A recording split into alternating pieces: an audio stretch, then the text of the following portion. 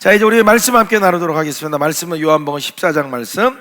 우리 오늘은 자리에서 일어나서 함께 읽도록 하겠습니다.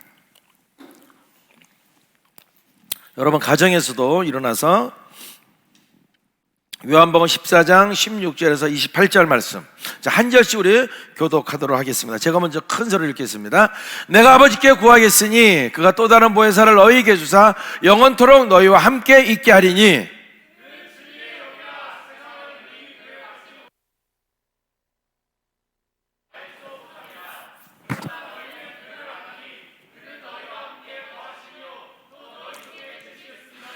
내가 너희를 고와 같이 버려두지 아니하고 너희에게로 오리라.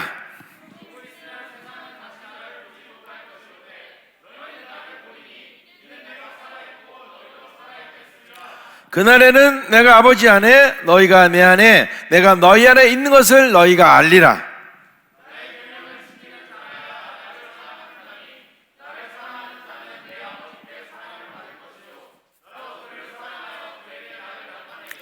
가르치는 아닌 유다가 이르되 주여 어찌하여 자기를 우리에게는 나타내시고 세상에는 아니하려 하시나이까.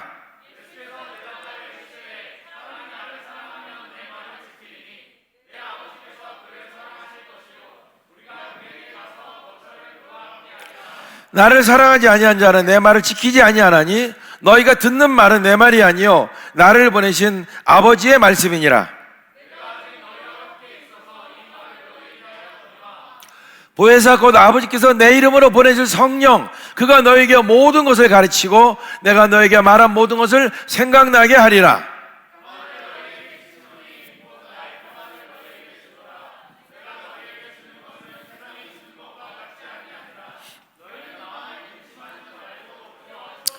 우리 같이 읽습니다. 내가 갔다가 너에게로 온다는 말을 너희가 들었나니 나를 사랑하였더라면 내가 아버지께로 감을 기뻐했으리라. 아버지는 나보다 크심이라. 아멘.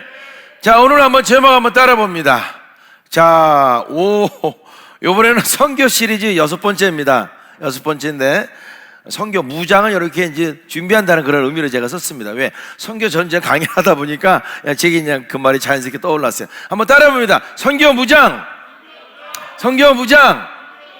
여러분 이게 전혀 성경적인 겁니다. 그죠? 사도 바울이 우리 전신갑주 얘기한 것처럼 멋진 것 같습니다. 자, 오늘 우리 옆에 분에게 또 인사하면 않습니다. 하나님께서 당신에게 은혜를 주십니다 하고 말씀해 주시기 바랍니다. 감사합니다. 자, 선교 시즌을 위한 우리 시리즈 설교를 하고 있습니다. 우리에게 어떻게 보면 두 번째 시즌이죠. 큰 예배라는 시즌이 12년 동안 있었고, 또 우리 하나님을 또 이렇게 방향을 틀 때 또 한 1년간 준비할 시간을 주시고, 이제 본격적으로 이제 코로나 끝나면 우리가 매주 토요일 날은 선교데이, 미션데이에서 우리가 본격적인 선교 시즌이 시작될 것입니다. 자, 이런 시즌을 위해서 우리가 선교 시리즈 설교를 하고 있습니다. 물론 하나님이 몇 편까지 주실지 모르겠지만 현재 오늘은 6번째, 우리가 선교 전쟁에 대해서 3번 했었죠, 그죠? 그리고 이제 우리가 또 이제 오늘은 선교 무장에 대해서 함께 나누도록 하겠습니다. 선교는 이 세상에서 가장 값진 일입니다. 영혼을 구원한다는 일, 그렇지 않습니까? 그리고 주님의 마지막 부탁이자 가장 주님이 기뻐하신 일도 바로 영혼을 구원하는 선교입니다. 그리고 하나님의 동역자로 살아갈 수 있는 가장 의미 있는 인생이 바로 선교하는 삶입니다. 제가 여러분에게 며칠 전 설교에도 띄워드렸던 요한일서 말씀 한번 다니엘서 말씀 한번 큰 소리로 한번 있습니다. 시작. 이 세상도 그 정욕도 지나가되 오직 하나님의 뜻을 행하는 자는 영원히 거하느니라.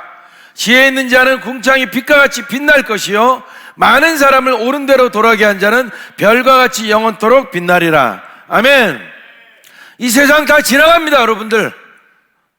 정욕도 다 지나가요. 근데 하나님의 뜻을 행하는 자는 영원히 거하는 겁니다. 영원히 남는 것입니다. 지혜 있는 자는 궁창이 빛과 같이 빛나고요, 많은 사람을 옳은 대로 돌아오게 한 자는 별과 같이 영원토록 빛난다고 말합니다. 자, 우리 두 가지 이 말씀을 가슴에 한번 담아두고 우리가 어떻게 선교 시즌 우리가 또 준비를 해야 될까 나눠보고자 합니다.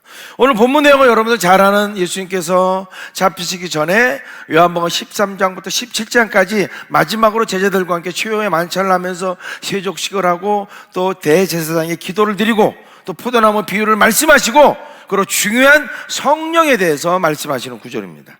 그래서 어떤 내용들이 있습니까? 내가 성령을 아버지께서 파송하실 것이다. 그러면 그때는 그리스도와의 신비한 연합, 내가 아버지 안에, 내가 너희들 안에, 너희가 내 안에 있는 이 신비로운 연합이 이루어질 것이다. 그리고 그 성령은 어떤 일을 하시냐? 진리 가운데로 우리를 인도하실 것이다. 그리고 예수님을 사랑하는 증거가 뭔지 아니? 그것은 바로 나의 계명을 지키는 거다. 그 제자들에게 평안에 대해서 말씀해 주십니다. 여러분이 지금 우리가 읽은 본문 내용은 좀 짧은 축약해서 읽었지만 순환에 대한 예고를 합니다. 그리고 걱정하는 제자들에게, 걱정을 할 것 아닙니까? 이 걱정하는 제자들에게 보혜사 성령님에 대해서 말씀을 하십니다. 그래서 이 광야 같은 이 땅에서 환난을 받는 우리들을 위한 예수님이 진짜 엄청난 비밀을 우리에게 말씀해 주시는 거예요. 그 성령에 대해서 말씀하시고 그 다음에 포도나무 가지 비유라는 아주 중요한 비유를 예수님께서 들어주십니다. 자, 우리가 읽은 내용에 이렇게 앞에나 전후를 보면요, 순환이라는, 예수님이 이제 순환받는 얘기가 나오고, 또 성령님을 파송한다는 얘기가 나오고, 그리스도와의 신비로운 연합이라는 게 나오고, 예수님을 사랑한 것은 계명을 준수한다는 것이 나오고, 그 진리로 인도하는 분이 성령입니다 라는 것들이 나옵니다. 이 나온 말들이 다 연결이 되는 말입니다, 여러분들. 연결이 되고 하나도 뚝 떨어지지 않는다는 것이죠. 여러분, 선교 시리즈, 우리가 선교 전쟁에 대해서 특별히 우리가 3번을 했습니다. 그래서 개인적으로나 사회적으로나 전쟁이 있다. 교회 내부에도 전쟁이 있고 외부에도 전쟁이 있고, 또 우리가 애굽으로 돌아가지 말고 우리는 믿음을 가지고 가나안 땅으로 전진해야 된다. 자, 이런 선교 전쟁에 대해서 나눴습니다. 여러분, 전쟁은 뭡니까? 전쟁은 반드시 준비되어져야 됩니다. 준비 안 되면 안 돼요. 여러분, 군대 갔다 오신 분 알죠? 군대 가면 여러분은 반드시 거쳐가야 되는 게 뭡니까? 훈련소라는 것을 거칩니다. 그냥 바로 안 돼요. 그래서 훈련소에서 어떻게 훈련을 잘 받아야 아주 훌륭한 군인이 될 수 있는 준비를 갖게 되는 거죠. 우리가 보통 이큐핑 한다 그러지 않습니까? 마치 대포를 쏘기 전에 포탄을 딱 집어넣고 준비하고 있는 거죠. 쏘라가 명령 떨어지면 딱 쏘는 것처럼. 그런 것처럼 우리는 이 전쟁은 반드시 준비되어야 됩니다. 그래서 여러분들과 함께 오늘은 어떻게 선교의 전쟁에서 우리가 무장을 할 수 있을까? 그 중에서 가장 기초적인 것, 여러분, 선교는 뭡니까? 영혼을 구원하는 겁니다. 영혼을 구원하는 성도들에게 하나님이 그냥 내버려 두시겠습니까? 절대 그냥 내버려 두지 않습니다. 영혼을 구원하기 위해서 애쓰는 성도들에게 하나님은 더 많은 은혜와 인도하심이 있을 것입니다. 마땅히. 왜? 전쟁을 하니까 더 많은 지원이 있어야 되는 것이고 더 많은 도움이 있어야 되는 것이죠. 자, 그 가운데서 우리가 오늘은 저와 여러분과 함께 가장 기초적인 것, 어떻게 보면 신앙인에게 가장 기본적인 것, 그들에 대해서 한번 오늘 나눠보고자 합니다. 2가지입니다. 첫 번째 한번 따라해 볼까요? 따라합니다. 성경을 가까이 합시다. 자, 우리 가정에서도 우리 같이 한번 따라합니다. 성경을 가까이 합시다. 자, 성경은 여러분 뭡니까? 하나님의 말씀입니다. 그래서 성경은요, 하나님이 어떤 분인지를 알려주세요. 그래서 성경을 보면, 와, 하나님이 창조주이시구나, 이 만물의 주인이시고 하나님이 이 만물을 통치하시는 분이시구나, 그것뿐만 아니라 나의 주인이시고 하나님은 나의 영적인 아버지시구나 라는 하나님이 어떤 분인지를 알게 해주는 것이 바로 성경입니다. 따라서 성경을 모르면, 성경을 잘 모르면 내가 하나님을 잘 모를 수밖에 없습니다. 2번째는 하나님이 어떤 분인지 알고, 2번째는 그 하나님이 우리를 향해서 어떤 뜻과 계획과 마음을 갖고 있는지를 성경에 잘 써놨습니다. 그래서 성경에 하나님이 우리를 어떻게 사랑하시고, 그리고 우리에게 어떻게 좋은 곳으로 주기를 원하시는지, 진짜 사랑의 하나님이 우리에게 가장 좋은 곳으로 주기를 원하시는 이 아빠, 아버지, 그 내용들이 성경에 잘 나와 있어요. 우리를 향한 놀라운 하나님의 계획, 그것들이 잘 나와 있습니다. 그래서 그 나와 있는 것들을 어떻게 우리에게 전달해 주십니까? 히브리서 1장에 보면 뭐라고 말합니까? 우리 한번 읽어봅니다. 시작. 옛적의 선지자들을 통하여 여러 부분과 여러 모양으로 우리 조상들에게 말씀하신 하나님이 이 모든 날 마지막에는 아들을 통하여 우리에게 말씀하셨으니 이 아들을 만유의 상속자로 세우시고 또 그로 말미암아 모든 세계를 지으셨느니라. 예수님을 통해서 말씀하신다는 거예요. 그러니까 성경은 뭡니까? 그래서 성경은 구약을 오실 예수님에 대한 얘기가 구약이고 신약은 오신 예수님에 대한 이야기가 신약이다, 이렇게 말합니다. 그러니까 성경 전체가 예수님에 가는 것이고 바로 그 예수님을 통해서 하나님은 우리에게 말씀하신다는 것입니다. 성경은 뭡니까? 하나님의 말씀. 두 번째 뭡니까? 성경은 영의 양식입니다. 한번 따릅니다. 영의 양식. 여러분, 이스라엘 백성들이 광야에 있을 때 뭘 먹었습니까? 신령한 만나를 먹었어요. 가나안 땅에 들어가서는 만나를 먹지 않았습니다. 근데 광야에 있을 동안에는 하나님이 주신 신령한 만나, 다시 얻을 수 없는, 그래서 그 만나를 법궤 안에 넣어둘 정도로 그 만나를 먹었습니다. 그 신령한 만나, 마찬가지로 육의 양식을 먹어야 우리가 육적인 생명을 유지할 수 있듯이 영의 양식인 성경을 먹어야 우리가 영적인 생명을 유지할 수가 있는 것입니다. 그래서 여러분, 마태복음 4장 4절에 보면요, 예수께서 말씀하시죠. 사람의 떡으로만 살 것이 아니요 하나님의 입으로 나오는 말씀으로 살 것이니라. 예수님이 40일 동안 밤낮으로 금식하시고 배가 너무 고프셨어요. 근데 성령의 이끌림을 받아서 광야로 가서 시험을 당합니다. 그때 첫 번째 시험이 뭐였어요? 너무 배고프잖아요. 40일 금식했으니까. 그때 사탄이 유혹합니다. 야, 네가 하나님의 아들 맞아? 그럼 이 돌들로 명하여 떡을 만들어 먹어라. 육적인 하나님 주신 능력을 내 육신의 것들을 채우기 위한 사적인 것으로 사용하도록 유혹하는 거죠. 예수님 안 넘어가셨어요. 아니야, 야, 사람은 떡으로만 살 게 아니야, 하나님의 말씀으로 사는 거야 라고 마귀의 유혹에 승리합니다. 바로 우리는 이 하나님의 말씀은 영의 양식이 되는 거예요. 그래서 우리가 신앙생활하는 이 모든 것들에 필요한 것들이 충분하게 들어있습니다. 어떻게? 신앙생활하는데 필요한 모든 것들이 충분하게 들어있는 것이 바로 성경이라는 것입니다. 그래서 여러분들, 디모데후서에 이렇게 말합니다. 우리 같이 한번 읽어볼까요? 시작.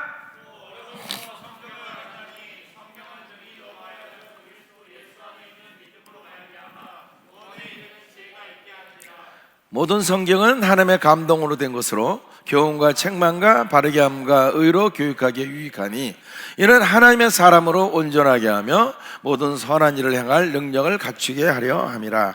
아멘. 여러분, 읽을 때 목사님 가끔 따라할 때도 있고 안 따라할 때도 있어요. 여러분, 온라인 예배 드리다 보면 갑자기 소리가 나다가 안 날 수도 있습니다. 목사님 목이 좀 말라서 물도 마시고 할 수도 있으니까 여러분들이 소리가 안 들려도 그냥 읽으시면 됩니다. 자, 뭐라고 말합니까 여러분들? 야, 디모데야, 네가 성경을 잘 알았지? 근데 성경이 뭔지 아느냐? 능히 너로 하여금 그리스도에서의 믿음을 말미암아서 구원에 이르는 지혜가 있게 한다. 구원을 받으면 성경을 알아야 되는 거예요. 자, 구원을 받게 해주고 또 성경은 하나님의 감동으로 지어진 것이다. 베드로가 또 요한이 누가가 썼지만 하나님이 그들을 사용해서 하나님이 감동 주셔서 썼다는 것이에요. 그래서 어떻게? 교훈과 책망과 바르게 함과 의로 교육하기 유익하다. 그러니까 우리가 신앙생활하는데 필요한 모든 것을 충분하게 다 가르쳐준다는 것입니다. 그래서 결국 어떻게?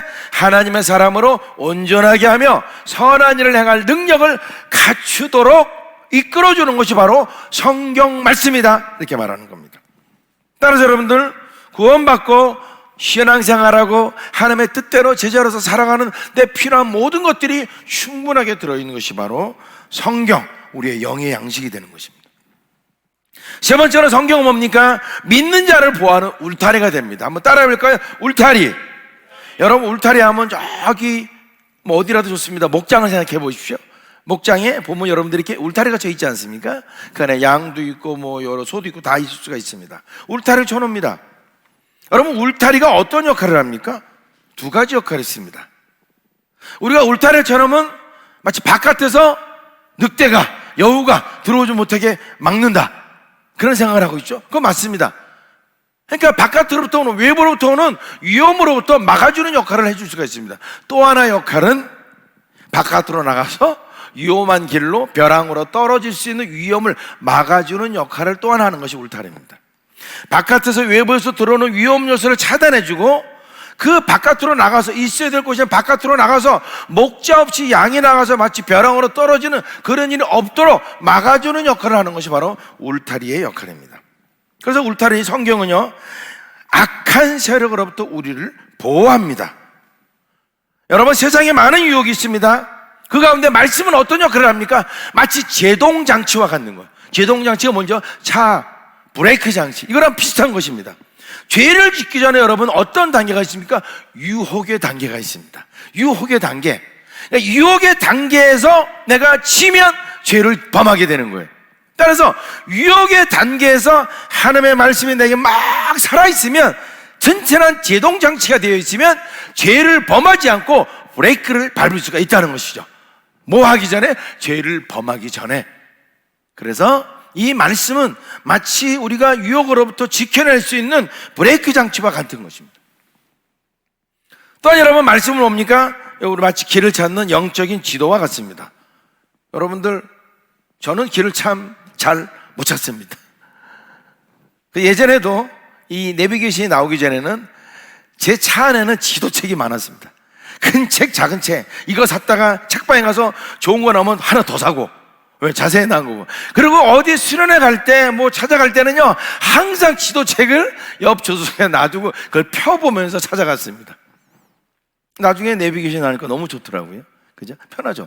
길은 어딘지 절대 몰라. 그냥 내비게이션 켜놓고 그냥 가라는 대로 우측, 좌측, 직진, 뭐 가라는 대로 따라갑니다. 마치 성경은 그렇습니다. 우리가 하나님이 원하시는 신앙생활을 할 수 있도록 우리에게 길을 안내주는 영적인 내비게이션 같다 합니다. 바로 이 성경을 우리가 가까이 하는 것이 선교 전쟁 속에서, 이 선교 속에서 우리가 무장하는 가장 기본적이거든요. 물론 여러분들, 성경은 선교만을 위해서인가 우리 신앙생활에 필요한 것입니다. 그러나 아까도 말한 것처럼 선교라는 하나님이 원하시고 기뻐하신 이 삶을 살아갈 때 가장 많이 지원을 해주는 것이 바로 어디로부터? 말씀으로부터 지원을 받을 수가 있다는 것입니다. 말씀으로부터. 여러분들이 이제 2020년에도 여러분들 성경을 통독하셨고, 내년에 우리가 더 대대적으로 더 많이, 왜? 이제 선교 전쟁적으로 들어가기 때문에, 선교를 해야 되기 때문에 더 많은 울타리, 보호하는 울타리도 필요하고, 영적인 내비게이션도 필요하고, 유혹으로부터 이겨낼 수 있는 제동장치도 필요하고, 또 하나님의 말씀으로 우리가 더 튼튼한 정체성 가운데 살아가야 우리가 선교를 제대로 할 수 있기 때문에 내년에 아까 광고해 드린 것처럼 일독, 이독, 필사, 또 여러 가지 것들을 진행을 하도록 하겠습니다. 그래서 여러분들에게 우리가 성경을 어떻게 됩니까? 일단 읽어야 되지 않습니까? 그죠? 읽어야 되죠. 통독돼야 되고, 또 읽은 것을 묵상하기도 하고, 또 연구하기도 하고, 그죠? 뭐 그 다음에 암송하기도 하고, 또 여러분들이 또 이렇게 설교도 뭡니까? 성경 말씀을 듣는 것 아닙니까? 듣기도 하고, 이런 것들이 여러분들이 성경을, 하나님 주신 말씀을 잘 여러분들이 영양식으로 취하는 길이 됩니다. 이런 다양한 길이 있어야 저와 여러분들이 선교 전쟁에서 승리할 수가 있습니다. 우리 2021년 내년 한 해는 성경을 가까이 있는 한 해가 되기를 예수님의 이름으로 축원드립니다. 아멘. 자, 두 번째, 마지막이자 두 번째. 두 가지니까 두 번째가 뭡니까? 첫 번째는 성경을 가까이 합시다. 두 번째는 성령님과 동행합시다 합니다. 따라봅니다. 성령님과 동행합시다. 여러분, 성령님은 누굽니까? 성령님은 삼위일체 하나님이십니다. 뭐 다른 분이 아니세요. 성령하면 뭐 은사, 아니 그거 아니, 일단 하나님이십니다. 성령님은. 그래서 창조 때 성령님은 운행하셨습니다. 우리 창세기 말씀 때 보면 땅이 혼돈하고 공허하며 흑암이 깊음 위에 있고, 하나님의 창조가 이루어지기 전에 하나님의 영, 이게 바로 성령님이십니다. 하나님의 영은 수면 위에 운행하셨다라고 말합니다. 그러니까 창조 때부터 예수님과 성령님과 성부 하나님은 함께 계셨던 것이에요. 자, 그럼 하나님의 영이고요, 삼위일체 하나님이시고, 두 번째 침례, 예수님이 침례 받을 때 보면 예수께서 침례를 받으시고 그 물에서 올라오실 때 하늘이 열리고 하나님의 성령이, 그죠? 하나님의 영인 성령이 비둘기같이 내려 자기 위에 임하심을 보시더니, 그래서 성령을 상징할 때 상징하는 것 중에 한 가지가 바로 비둘기입니다. 그러면서 하늘로부터 소리가 있어 말씀하시되 이는 내 사랑하는 아들이요 내 기뻐하는 자라. 여러분, 성령은 삼일체 하나님이라고 말씀하셨잖아요. 근데 삼일체라는 말은 성경에 나오진 않습니다, 직접적으로. 이거는 신학자들이 보니까 삼위일체라는 개념을 만들어낸 거죠. 그러니까 보세요, 예수님이, 성자 예수님이 침례 받으실 때 성령님도 나오시죠, 성자 예수님도 나오시죠. 하늘에 있는 성부 하나님이 내 사랑하는 아들이요 내 기뻐하는 자라는 성부, 성자, 성령 삼일체 하나님이 다 나타나지 않습니까? 그렇처럼 성령님은 뭡니까? 삼일체 하나님이세요. 그러면 이 성령님은 특별히 어떤 역할을 하시느냐? 우리 믿는 자들의 보혜사가 됩니다. 보혜사라는 뭡니까? 돕는 자, 변호인이라는 뜻입니다. 그걸 도와주신다는 거예요. 예수님은 십자가 못 박혀 죽으시고 부활하심으로 우리가 하나님께로 갈 길을 열어주신 분이죠. 내가 그 길이요 진리요 생명이니 나로 말미암 자는 아버지께로 올 자가 없다, 이렇게 말씀하셨죠. 그런 역할을 하셨다면, 그리고 다시 오실 때를 준비하고 계시다면, 성령님은 예수님이 초림하셔서 승천하신 이후 그리고 재림의 이 기간 동안에 우리를 고와 같이 버려두지 아니하시고 이 땅 가운데서 환난을 당하는 성도들을 도와주기 위하신 보혜사의 역할을 하는 분이 바로 성령님이시라는 겁니다. 오늘 읽은 요한복음 14장 16절 18절 말씀 이렇게 말합니다. 자, 예수님이 말씀하십니다. 제자들에게, 자, 순환을 받을 거라고 얘기하니까 제자들이 뭐 걱정을 하는 거예요. 그럼 말합니다. 야, 내가 아버지께 구할 거야. 하나님이, 성부 하나님이 또 다른 보혜사를 너에게 주사 영원토록 너희와 함께 있게 할 것이다. 또 다른 보혜사라는 말은, 또 다른이라는 말은 완전히 다르다는 게 아니라 예수님이 계시고 성령님이 이렇게 표현하는 겁니다. 또 성령님은 예수님의 영이라고도 표현하기도 하죠. 자, 그런 보혜사, 그런 보혜사는 예수님이 승천하시면 성령님이 오신다는 거예요. 그는 진리의 영이라 세상은 능히 그를 받지 못하나니, 세상은 성령님을 알 수도 없고 받을 수도 없고 기대도 하지 않습니다. 그러나 그를 보지도 못하고 알지도 못하고, 그러나 너희 제자들은 성령님을 알게 된다는 겁니다. 그리고 너희와 함께 거하시며 또 너희 속에 계시겠습니다. 그날에는 아까 뭐라 그랬죠? 내가 아버지 안에 있는 것처럼 내가 너희 안에 있고 너희는 내 안에 있을 거야. 신비로운 연합에 대해서 말씀하시죠. 여기 정확하게 얘기했어요. 18절에 내가 너희를 고와 같이 버려두지 않냐고 너희에게 오리라. 보혜사로 계시는데 뭐라고 말합니까? 지금 영어 성경에 보니까 He lives with you now. 지금 너희와 함께 한다는 겁니다. 함께 하는데 약간 다르게 함께 하는 거예요. 오순절, 성령, 강림절 이전 일이기 때문에 예수님이 승천하셔야 보혜사가 오시기 때문에 조금은 달라요. 같이 함께는 계세요. 지금 later will be in you. 후에는 너희들 안에 존재할 것이다. 바로 내주할 것이다. 지금은 같이 있지만 나중에는 너희들 안에 내주할 것이다. 분명하게 예수님이 성령님 앞으로 어떻게 우리와 함께 하신지를 얘기하고 계시고, 그분이 우리를 고와 같이 버려두지 않고 끝까지 함께 하신다고 말씀하십니다. 따라서 성령님은 삼일체 하나님이시고 우리를 돕는, 바로 이 성화의 가정을 살아가는 우리를 돕는 분이 바로 성령님이시고, 세 번째는 말씀 따라 살 수 있도록 도와주시는 분이 바로 성령님이십니다. 우리가 읽은 26절 말씀 보니까 보혜사 곧 아버지께서 내 이름으로 보내실 성령, 그가 너에게 모든 것을 가르치고 너에게 말한 모든 것을 생각나게 하리라. 예수님이 말씀하신 모든 것들 제자들에게 다 생각나게 해주신다는 거예요. 다 가르쳐 주신다는 거예요. 이걸 누가 한다고요? 성령님이 그렇게 하신다는 겁니다. 또 밑에 뭐라고 말합니까? 진리의 성령이 오시면 그가 너희를 모든 진리 가운데 인도하시니 그가 스스로 말하지 않고 오직 들은 것을 말하며 장래일을 너희에게 알리시리라. 진리를 말씀해 주시고 진리께로 인도하시고 또 장래 어떤 일이 일어날까 또 우리에게 말씀해 주시고, 이런 모든 우리의 성화의 과정을 도와주는 분이 바로 보혜사 성령님이시라는 겁니다. 그분이 바로 말씀 따라 살 수 있도록 지금 도와주신다는 거예요, 우리를. 여러분, 하나님은 믿는 자에게 성경을 주셨습니다. 아멘. 이 성경은요, 아까 말한 것처럼 필요한 모든 것들이 충분하게 들어있습니다. 그래서 완벽한 계시입니다. 자, 생각해 봅시다. 이 완벽한 계시가 있음에도 불구하고 왜 하나님은 성령님 우리에게 보내주셨을까요? 완벽한 계시인 성경을 지킬 수 있도록 도와주시기 위해서 바로 성령님을 보내주신 것입니다. 에스겔 36장에 보면 이런 말이 나옵니다. 마치 요엘서와 비슷한, 내가 만민에게 내 영을 부어주니 비슷한 말이 나옵니다. 또 새 영을 너희 속에 두고 새 마음을 너희에게 주되 너희 육신에서 굳은 마음을 지고 부드러운 마음을 줄 것이며 내 영을 너희 속에 두어 너희로 내 율례를 행하게 하리니 너희가 내 규례를 지켜 행할지라. 이스라엘 백성이 이렇게 변화될 것을 말합니다. 그러나 또한 하나님은 앞으로 될 일에서 말씀하고 계신 겁니다. 하나님의 백성들에게 어떻게 하겠다고요? 우리 안에 하나님의 영을 넣어주겠다는 것입니다. 27절에 내 영을 너희 속에 두어서 성령으로 내주하게 하셔서 어떻게 한다고요? 내 율례를 행하게 할지니 내 규례를 지켜 행할지라. 하나님의 말씀을, 성경 말씀을 지킬 수 있도록 바로 성령이 우리 안에 오신다는 것입니다. 완벽한 계시인 성경을 우리에게 주셨음에도 불구하고 또한 성령을 보내주신 것은 이 주신 하나님의 말씀, 우리의 울타리 같고 우리에게 영적인 안내서와 같은 이 성경대로 지키며 살아갈 수 있도록 우리를 도우시기 위해서 성령을 우리 안에 하나님은 넣어주시고 보내주셨다는 것입니다.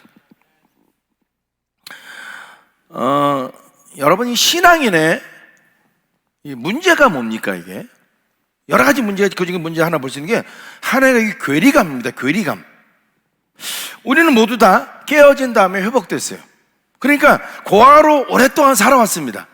고아로 오랫동안 그 삶의 습성이 있습니다. 그 혼자 모든 일을 해결하고 혼자 모든 것을 하고 이런 것들이 우리에게 너무 익숙해져 있어요.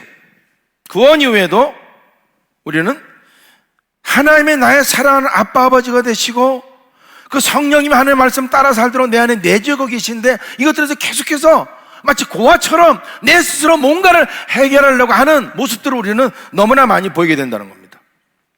여러분, 성경에서 말하는 양과 목자는 어떤 관계에 있습니까? 요한복음 10장 27절에 보면 이렇게 말합니다. 내 양은, 예수님이 말씀하셨습니다, 내 음성을 듣고 나는 그들을 알며 그들은 나를 따른다 그랬습니다. 내 양은 목자의 음성을 듣는다는 것입니다. 첫 번째. 그리고 목자는 그 양을 안다는 것입니다. 그리고 또 어떻게? 양은 그 목자를 따라간다는 것입니다. 이게 바로 양과 목자의 관계입니다. 그렇기 때문에 하나님 우리에게 계시를 주십니다. 우리가 보통 신학적인 용어로 일반 계시, 자연이나 역사를 통해서 우리에게 많은 것들을 보여주십니다. 하나님의 뜻을 나타내 주신다는 거죠. 로마서 1장 20절에 뭐라고 말합니까? 우리 같이 한번 읽습니다. 시작.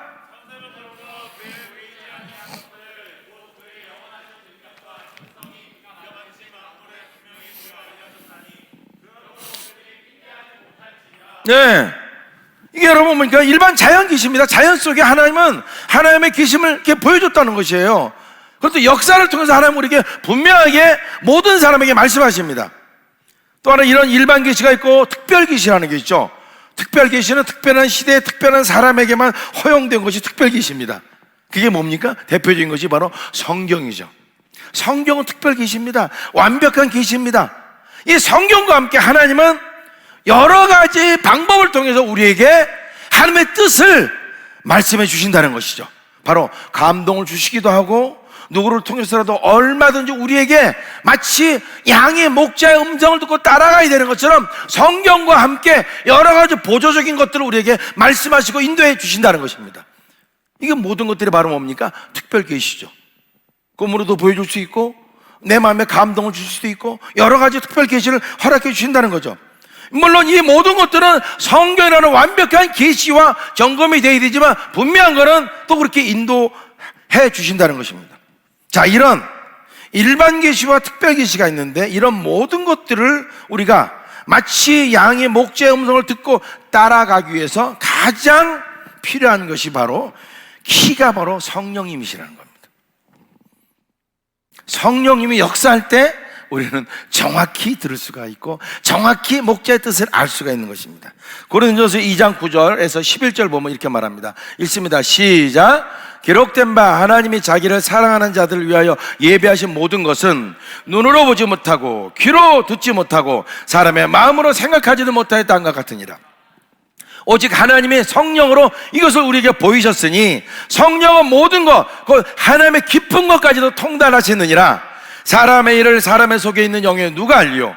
이와 같이 하나님의 일도 하나님의 영에는 아무도 알지 못하느니라 그랬어요.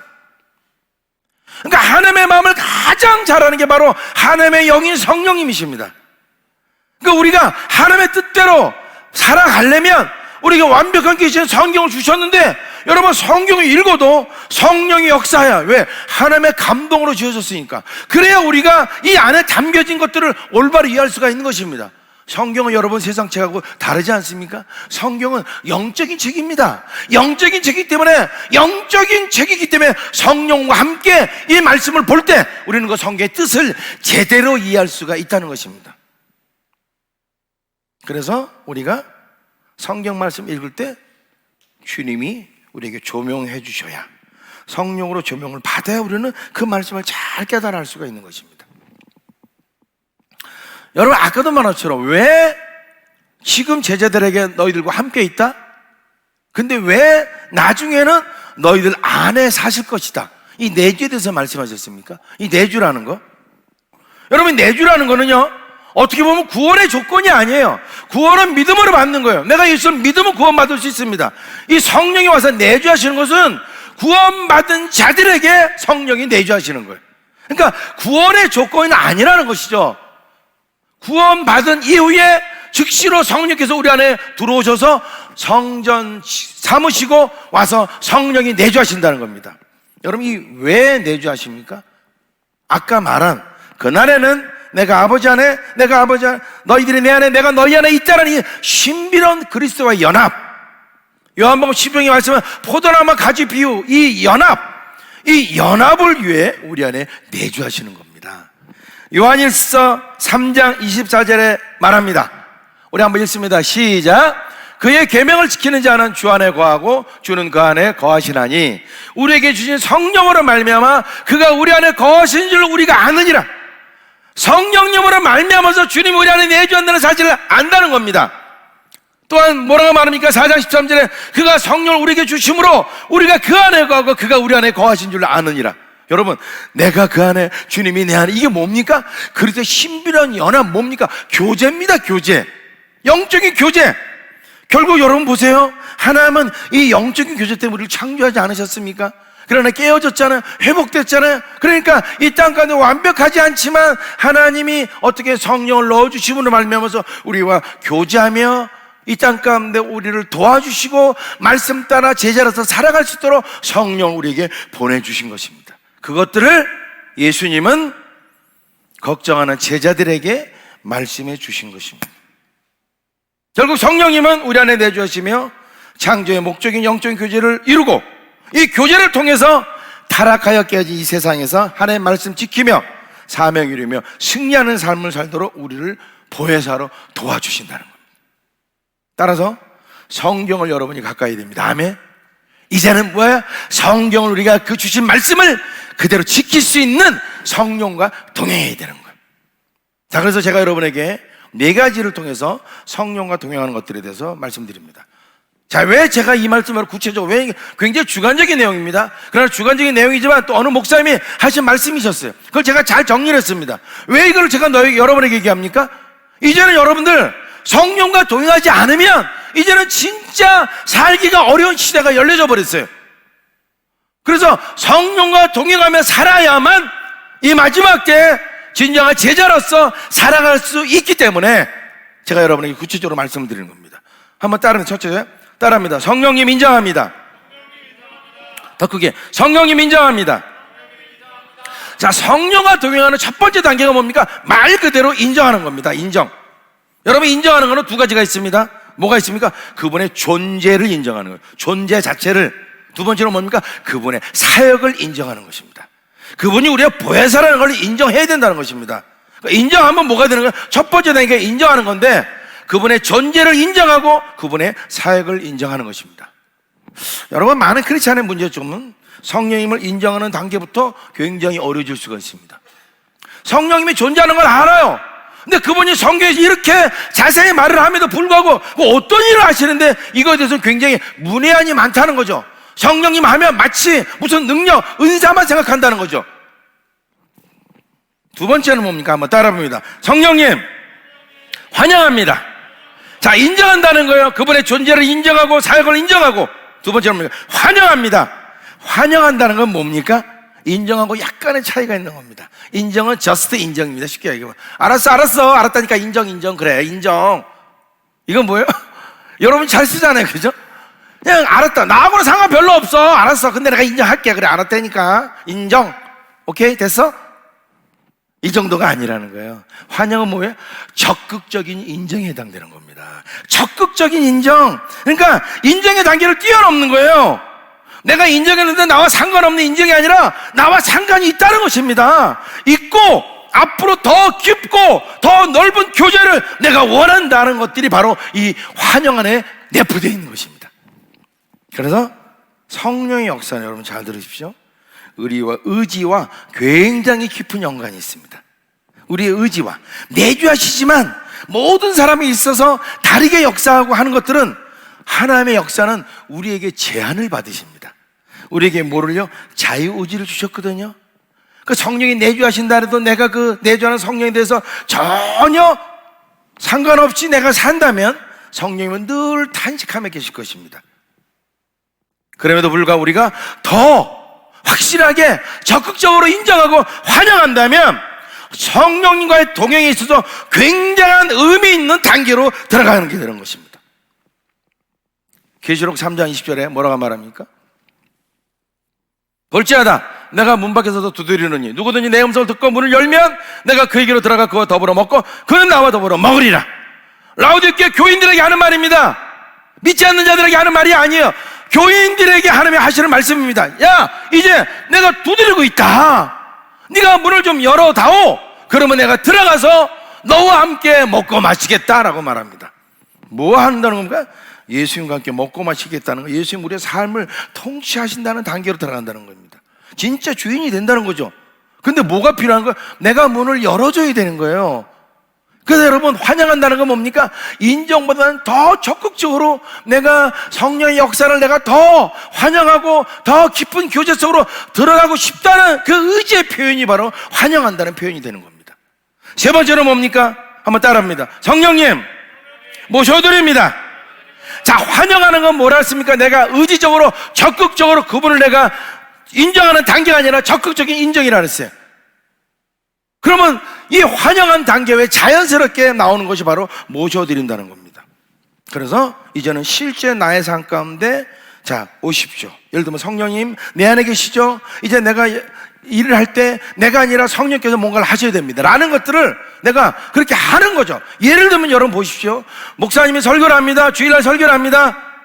여러분, 설교하는 것이, 이 설교가 여러분들의 은혜가 되고 여러분 마음 가운데 두드림이 있고 여러분의 삶을 바꿔 놓으려면 인간의 지혜가 아니라 성령이 역사해야 되는 것이에요.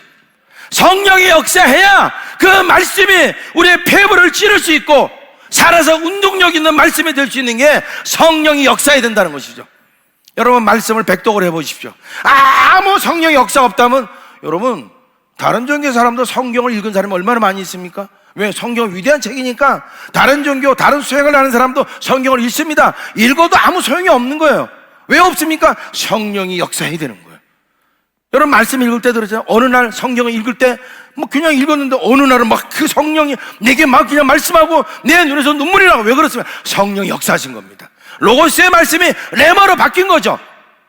이런 것처럼 우리가 모셔드린다는 것은 이제 성령이 내게 역사할 수 있는 그런 것들을 만들어주는 것입니다. 직접 나의 삶에 개입을 원한다는 표현이에요. 하나님, 내가 자유를 가지고 문을 열어드립니다. 아까 계시록 3장 20절로 비유한다면 이제 문을 열어드린 거예요. 환영하며 모셔드린, 문을 열어드린 거예요. 성령님 들어오세요 이렇게 되면, 예수님 들어오세요 하고 문을 열어드린 거와 똑같습니다. 어떤 분, 내 안에 내가 사적인 공간을 갖고 있는 이 안에 이제 들어오십시오 라고 문을 열어드린 거나 똑같은 거예요.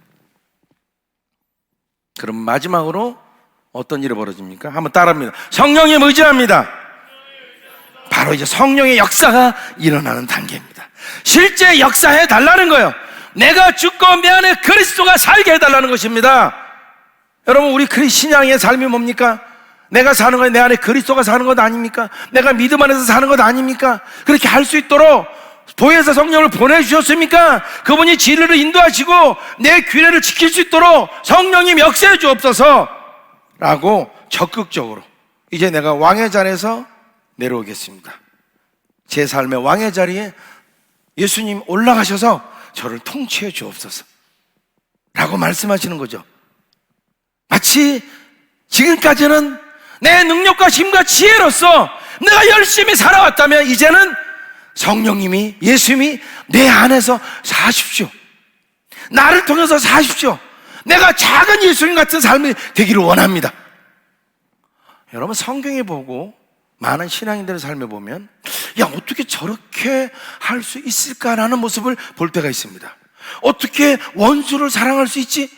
아니, 왜 그런 원수를 사랑하라고까지 말씀하시지? 아니, 오리를 가진 심리를 가르치라고?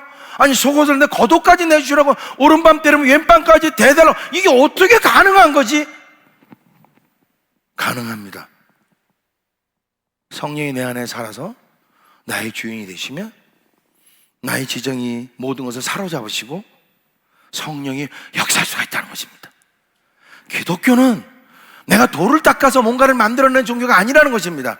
내가 돌을 닦아갖고 뭔가를 해갖고 수행하는 종교가 아니라는 것입니다. 내가 알 수 없기 때문에 나는 다 내려놓고 이미 예수님이 십자가에서 다 이루어진 그것들이 나의 것이 되는 것입니다.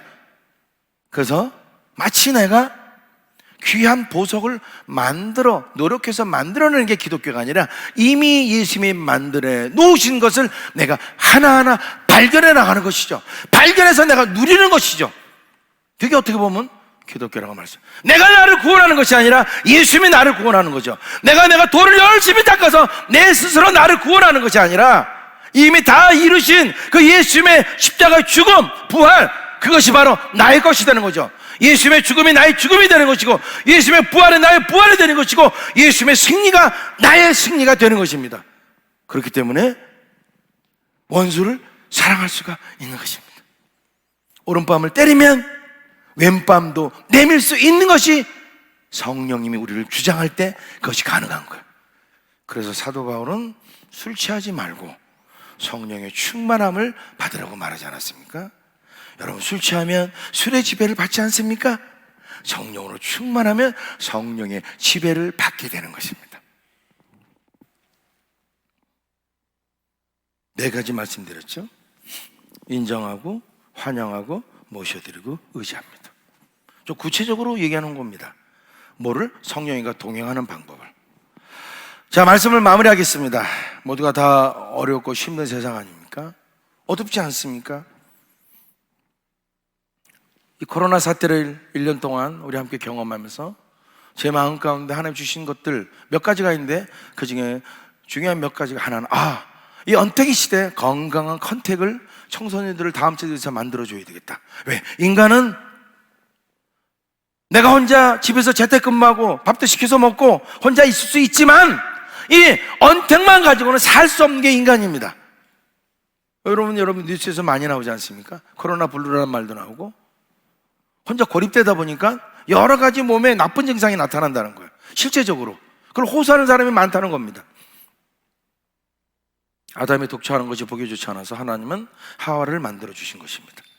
가정을 만들어 주시고 그 가정이 모태가 돼서 하나님이 교회를 만들어 주셨습니다. 건강한 컨택을 준비해야 되고, 두 번째는 이제는 진짜 제자로 살아가기가 참으로 어려운 시기구나.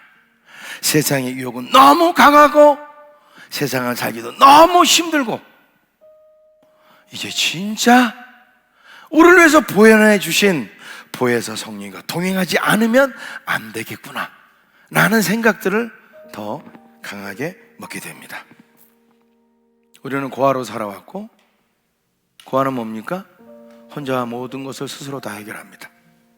밥도 혼자 찾아서 먹어야 되고 돈도 혼자 벌어야 되고. 그러나 우리는 고아가 아니라 하나님의 사랑받는 자녀가 됐습니다. 이제 그 하나님의 모든 것들을 우리가 누릴 수가 있게 된 것입니다.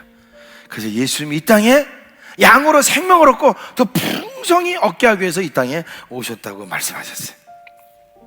우리 모두에게 주님의 더 많은 빛이 필요합니다. 성령님과 동행함이 진짜 필요합니다. 성경을 열심히 읽어서 우리가 가야 될 길을 알고 그 길로 갈 수 있는, 우리 함께 동행하시고 어려움을 제거시켜주고 결국 그 길로 갈 수 있도록 도와주시는 성령님과 동행해야 돼요. 자, 말씀을 요약할까요? 하나님께서 믿는 자들에게 주신 완벽한 계신 성경을 가까이 하고,